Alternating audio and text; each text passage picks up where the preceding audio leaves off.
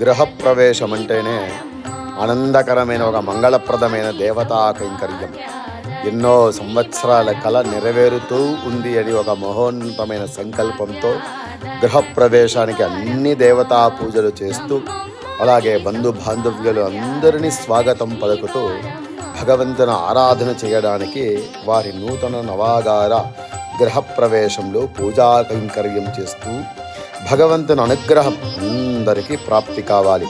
అలాగే ప్రతి మనిషి జీవితంలోనూ చాలా చిరకాల కళ అంటే సొంత ఇల్లు ఉండాలి అని, ఆ ఇంటి గృహప్రవేశం కావాలి అని, భగవంతుని ఆరాధన చేయాలి అని, 10 మందికి అన్నదానం చేసే శక్తి ఉండాలి అని ప్రతి మనిషికి కళ ఉంటుంది.